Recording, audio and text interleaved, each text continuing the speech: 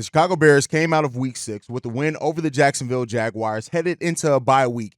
And the Chicago Bears, in one of their biggest games for the offense yet, really flashed a lot of good things. And we're going to talk today about how they can build on that, my biggest takeaways, and dive into the mailbag. Plus, did the Chicago Bears race to the playoffs just get a little bit easier? We're going to talk about all that and more right after this. You are now tuned in to Chicago Bears Central, your number one place for all Chicago Bears news and content. What's going on, Bears fans? Welcome to another episode of Chicago Bears Central, your number one spot for everything Chicago Bears related. I'm the host there, Haize, but more importantly, you guys can follow the channel at Chi Bears Central on every social media platform we happen to be on. With that being said, let's go ahead and get into this content for today. I want to start off with some of my takeaways from the Week 6 matchup against the Jacksonville Jaguars. And the first thing, I'm going to start off with the one negative that I have. A lot of what I got to say is going to be positive. The one negative that I have is the first quarter offense. What was that in the first quarter? We didn't score any points. We had 7 yards of offense in the first quarter of this game.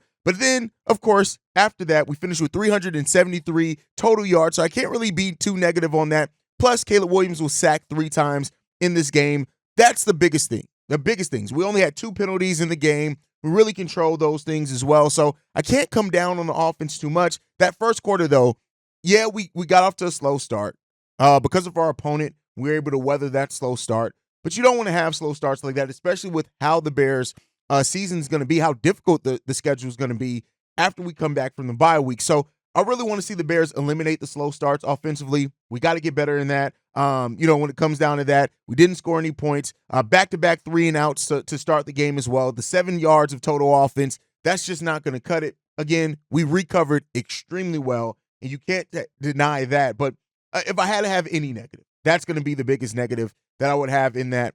Outside of that, like I said, the 3 sacks, the interception from Caleb Williams as well, that wasn't in the first quarter. But those things, that's the biggest things that I'm looking at. Outside of that, let's talk about these positives. We're going to start on the offensive side of the ball, of course, because the offense was rocking and rolling.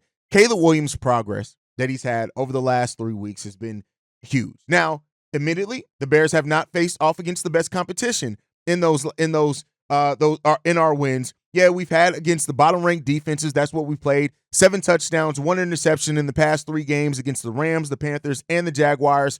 And what Caleb Williams has definitely shown is that if you don't get pressure on him, if this offensive line is able to block well enough for him to give him time, listen, he's gonna give you production. The way that he also did it on the ground at times when needed was really good with that. And so overall, I like what we've seen from Caleb Williams and the growth that he's had and how he's been able to just step up a big time over that course of time as well. 4 touchdowns, 1 interception, 79% completion percentage as well for 226 yards. And a 124.4 passer rating. That's going to be, listen, a great performance from Caleb Williams. Yes, when you look at the interception, which was a pass that was to DJ Moore, that was a bad pass. And Caleb Williams he has to work on that, especially going, deep down the field. But overall, really good day for Caleb Williams. And I got to give him a lot of credit for that. Also, Keenan Allen, no touchdowns on the season, 2 touchdowns in this game so far. Just helping the Bears move the chains and move down the field. That was a really good thing to see. And the passes in tight windows that Caleb Williams had to Keenan Allen on a couple, not just Keenan Allen, but to Keenan Allen specifically. So we're talking about him. Love to see that. Love to see the way that Keenan Allen has definitely stepped up for the Chicago Bears as well. And as he continues to get healthy, hopefully we see more and more of what Keenan Allen's capable of. 5 targets, 5 completions, 41 yards for that, 2 touchdowns. You like to see that performance from Keenan Allen for sure. Another one, Cole Kmet. Another player, 5 targets, 5 receptions, 70 yards, 2 touchdowns to him as well. And overall, I got to give a lot of credit for Shane Waldron on adapting his game plan. You could tell early into the season he trusted Gerald Everett a little bit more maybe than Cole Kmet. But since then, he's really looked and used Cole Kmet so much better over the time. Don't use him as long snapper anymore. But other than that, you really got to like how Cole Kmet's being used. The 70 yards on 5 touchdowns, 2 touchdowns in the second quarter. Cole Kmet is a beast, and we already know that the White Rhino is definitely a weapon. He could be one of Caleb Williams' favorite targets out there. And then DeAndre Swift.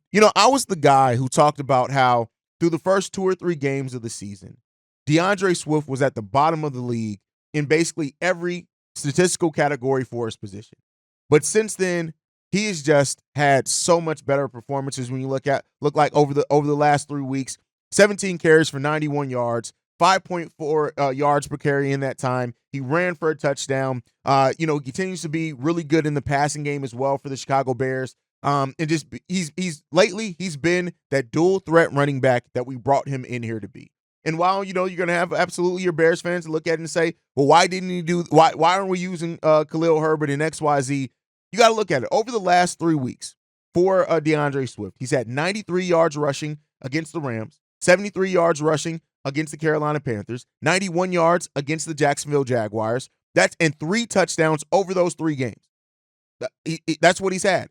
Then you look at in the passing game over those same 3 games, 72 yards against the Rams, 47 yards receiving against the Carolina Panthers, and 28 on 4 targets and 4 receptions here against the Jacksonville Jaguars. He's averaging over 100 yards from scrimmage in each of the last 3 games, and right now he's at almost 600 yards total from scrimmage as well. He's playing really well, and you got to give DeAndre Swift that credit. 6 games in to be over 600, close to 600 yards from scrimmage, with a bevy of games ahead of you where we're going to have to need him and use him a lot. DeAndre Swift's having a big season for the Chicago Bears, and he's really that redemption arc that he's been on is really starting to grow for him as well and continue.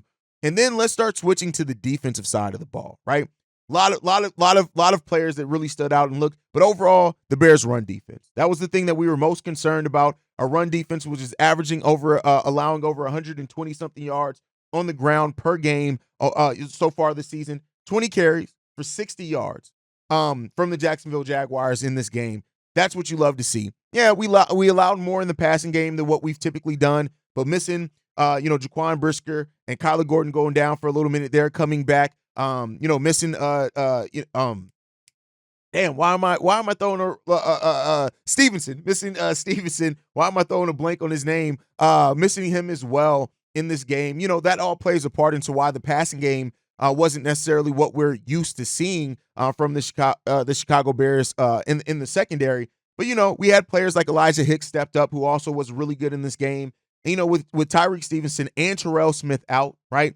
Those are 2 guys who been really good, right, for us. And so missing both those guys and to have the guys that have stepped up in the way that they've had for this defense has been great. But the run defense was excellent in yesterday's game. Tank Bigsby only 7 carries for 24 yards. Travis 3 yards, -1 yard. So we took care of what we needed to take care of. 68 yards rushing for this team, an average of 3.4 yards per carry. Our run defense did what needed to be done yesterday. And DeMarcus Walker is another player that continues to step up for the Chicago Bears, man. Just listen, DeMarcus Walker's been so good. 4 tackles, 1 tackle for a loss, 1 sack, 2 QB hits. DeMarcus Walker and what he's able to do, and having him as that versatile weapon to be inside or outside, playing multiple positions on that defensive line, it's been great. And with Montez Sweat, not having necessarily the statistical output that we want to see so far from him, because he's being double teamed. So that frees up other guys, and we're seeing that. And so Javon Dexter, Montez Sweat are making the game so much easier. And a guy like DeMarcus Walker and Darrell Taylor and Austin Booker are really taking advantage of that hugely for us. And you got to give big credit up for that. And a guy that I want to focus on, I know I mentioned a little bit as well, but I want to really focus on him, is Elijah Hicks, man. Wasn't a perfect game from Elijah Hicks, but stepping into what Jaquan Brisker means for this team, right? And for him, so far, 5 tackles, a pass breakup as well to break up a touchdown, and he recovered a fumble that was forced by TJ Edwards. Listen, Elijah Hicks gave us some really good production, and you could see why he started over Jonathan Owens, who Jonathan Owens gave us some pretty solid snaps as well. And then TJ Edwards, man, 7 tackles in this game, all over the field, a pass breakup as well, forcing a fumble as well. Listen, TJ Edwards has been a dog for the Chicago Bears basically since he's come here. And so those are guys that really stood out for me for the Chicago Bears yesterday, man. And you just got to love to see the way that this team continues to progress. And like I said before, right, we're benefiting from a lot. Right now, the defense that we have, another game of under 21 points allowed by the Chicago Bears defense. what we're seeing from this offense, that this Bears team has given us, as long as the offense is able to score at the needed rate, our defense is going to be able to keep opposing teams out the end zone. Now, we gave up yards, 240 yards overall, passing that we give for them, and of course 2 touchdowns in the air as well, which was one of our worst performances in our passing defense so far this season. Still, with that said, with this Bears team and what they're able to do, this defense, and how they're able to help the offense be in a position to win football games is a big factor there. And so you got to love that. And we got to talk about as well, has the Bears' path to the playoffs maybe gotten a little bit easier, right? So, first, before we get into that, I want to talk about somebody who doesn't necessarily have the statistical output, but his guy's really becoming such an important weapon for the Chicago Bears, and that's Andrew Billings, right? With the growth of Javon Dexter, who Javon Dexter is leading all interior defensive linemen in sacks so far this season. You got to give him tons of credit for that. Andrew Billings as well has been really big for the Chicago Bears, man. So far on the season, a sack, 7 solo tackles, and a forced fumble. He's on a career pace. His high is 22 solo tackles when he was in Cincinnati. And so with Montez Sweat, what he's getting as far as double teams, he's had 8 tackles so far, 2 sacks, a forced fumble. But again, he's getting tons of double teams when it comes down to it. So that's freeing up a guy like Andrew Billings. And Andrew Billings right now is on pace for his most impressive statistical season of his NFL career. And so he doesn't have the stats of a Javon Dexter or DeMarcus Walker or those guys, or even a Darrell Taylor. But he is a guy that's been an important part, especially in the Chicago Bears running game, that I just don't want to continue to overlook. You got to give Andrew Billings credit for how he's been able to perform, how he's been able to play. And I think he's done a really great job. But then let's talk about the Chicago Bears right now, right? And again, it's early in the season. It's week 6. But as of right now, if the season was to end right now, the Chicago Bears would be the 7th seed. And they'd be in a wild card matchup against the Tampa Bay Buccaneers. That's really big where the Bears are right now. You look at where we were at this point last season, we weren't even close to that. This Bears team has a legitimate chance at being 4-2 right now of getting and making the playoffs. They have an opportunity that. Could it be a wild card? Now we have to see. The biggest test for the Bears are coming in the second half of the season. It just is what it is. It's a big test coming for the Chicago Bears right now. And looking at the playoff picture in week 6 really doesn't matter in the long run. In the long run, I guess it does. But a lot can change for teams. And one of those things that could change took a big shift yesterday in the Detroit Lions losing Aiden Hutchinson. And what that meant now to the path in the NFC North. Aiden Hutchinson is a star, right? And so now that he is going to miss the rest of the season with a broken tibia and fibula, so he broke both, right? We got immediate surgery, so that shows the severity of that, and I hope he has a speedy recovery. But this just made things so much easier for the Chicago Bears, who don't face off against the Detroit Lions until later in the season, right? So when you look at it as well, he has 7.5 sacks on the season. Nobody else on the team has more than 3.5 sacks. Aiden Hutchinson is so important to what that Detroit Lions team was able to do in getting to the quarterback. And while they're still a great team, make no mistake about it, they're still a very deep team. And, we've seen it here happen. Players are going to step up. Players are going to adjust, right? But it does make it right now that, Caleb Williams could be facing off against the Detroit Lions defense that is now in a way weaker position of being able to get to him and put pressure on him. So that's something that the Bears could absolutely benefit from as they're trying to do this march and this race to getting a playoff spot and getting our first playoff berth in a handful of years. Can the Bears do that, right? So the path is getting a little bit easier for the Bears. Now, we got our own injury and we got our own concerns that we need to get healthy and get right. Getting Ryan Bates back after the bye week could be big. Of course, Jaquan Brissett's going to be back again by the time we play again. Kyler Gordon's going to be healthy, right? Hopefully Tevin Jenkins, who continues to improve, and Darnell Wright overall, as well as they continue to improve. Again, I'm in no way saying that the path is now super easy for the Bears, but it did get easier, right? And it's up to the Bears to take advantage of that. But the NFC North, a division where all the teams are all already close. We're all close. It's now that the Detroit Lions that were 4-1, all the other teams except the Minnesota Vikings, who are 5-0, are 4-2. Green Bay Packers, Chicago Bears are both 4-2 on the season so far. Everybody right now has a winning win percentage. And so it just comes down to, and you look at the NFC North as well, the Vikings on a 5-game win streak.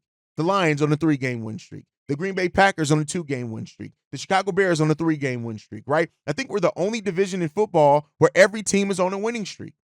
This is going to be a tough division. And so those little things that can happen can make a big change to the direction of you potentially making the playoffs. So the Bears got some things that they need to tighten up, right? And while I've seen Bears that have overreacted so far to the win against the Jacksonville Jaguars, we got to put it in perspective. It's a win over the Jacksonville Jaguars, which means there's still a lot that the Bears have to improve on. But when you look at the Bears record and the Bears schedule and how much tougher that's going to get, you want to build the confidence. So right now the Bears should be riding with a lot of confidence into that bye week. They got some things they need to shore up and finish. They come back in October 27th against the Washington Commanders. And so that's going to be a big game for them as well. 1 p.m. That could be flexed as well, so we'll watch out for that. But then we got Arizona, then we got New England, and then we get into the gauntlet, right?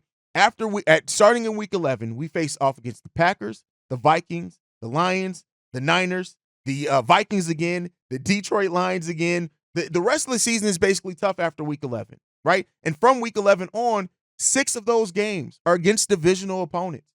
6 of them. So this is going to be a tough finish to the season for the Chicago Bears. But listen, they're trending in the right direction in a lot of areas. And let's see what the Bears can come out on top of that. But you guys know on Mondays, I like to play voicemails because you guys leave voicemails after the game. We only got one this week, which I was surprised considering the Bears won a football game. But this one is from Thaddeus. Hey, what's up, fellas? This is Thaddeus from the south side of Chicago, West Chatham, on 87th Street by State. Man, let me tell you, man. Okay, good win, man. Bear down, man. Okay, so we got that one. So, and they did what they were supposed to do, man. But, one thing I got to give a big up to is Tevin Jenkins, man. Even though he was hurt and he was doubtful, man, he toughed it out and played. Now, here's the thing, man. This was on my mind, man. Nate Davis, right? He was a healthy scratch. Now, I know a lot of fans just want to get rid of him, but man, it doesn't make any sense to do that right now because you still got a Cam and you need that healthy body. On the team, no Diddy. You need him right now, man. But the thing is, he's getting $10 million or whatever he's getting, man. Just go ahead and give it to Jenkins. Give it to Tevin Jenkins because look, how you feel about this? After the bye week, extend Tevin Jenkins for about 2 years, eat that $10 million or whatever with Nate Davis, and you're gonna release him anyway next year after the season over with. You might as well just give that to Jenkins and just extend them for maybe 2 years, like a prove it type deal. And what do y'all think about that, man? Just go ahead and extend Tevin Jenkins, give him a little prove it deal with Nate Jackson salary, and that may work.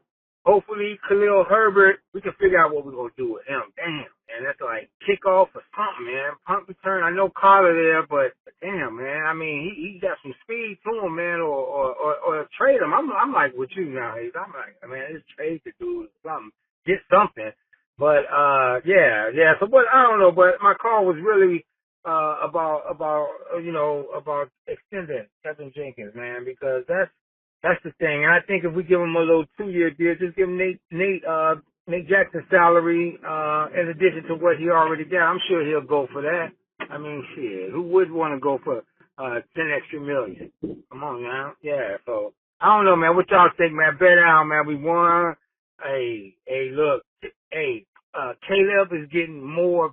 I mean, he's getting more decisive. He's better looking calm in that pocket. Man, I really do think that the Bears is shit. We may make the playoffs. We may make the wild card for real, man. We may make the wild card. All right, bear down, fellas. Bear down. All right. First off, you hit on a lot of things. Tevin Jenkins did play really well, and Tevin Jenkins continues to improve. And I like what you laid out there as far as offering Tevin Jenkins a shorter-term contract for basically the money that Nate Davis gets. Nate Davis, you can waive his contract next year and save $9.5 million, so that could give you money to play with and bring back Tevin Jenkins. That's up to the Bears. But that plays into an injury history. Now, you also have to hope that Tevin Jenkins is going to accept that contract from the Chicago Bears. And there's no way, like with Tevin Jenkins' injury history, right, is that he may want longer-term security there because he does have that injury history, right? Maybe more guaranteed money, maybe that type of thing. So it's not just as simple as the Bears offering him money and Tevin just has to take that. I get it. You said that you think that he would take it, and maybe he would, right? But the Bears also are maybe looking at getting more sustainability on that offensive line as well. So, we'll see what happens. I think that there's still a chance that Tevin returns to the Chicago Bears. Even if he doesn't get a contract extension done during this season, there still is a chance that he returns to the Bears. How high that chance is, that depends on a few things, what the Bears are offering, what him and his agent sees, what value he has out there on the open market. Those things all play into a part. Now, as far as Nate Davis being a healthy scratch, here's the thing. I get what you're saying in the Bears paying him. You need the bodies, but that's the thing. I don't think that you need him. And I commend that the Chicago Bears aren't trying to still trot out Nate Davis just because he has a guaranteed contract. Now, they could technically waive him, but they'd have to pay him all the money. That's why he's not being waived. But I got to give the Bears some credit with the fact that they've noticed somebody who is not playing well for them that, is getting guaranteed money, but they notice he's not offering the team the best chance to win games when he's on the football field. I got to give him credit for that. That's not something every franchise would do, especially in the spot where the Bears are.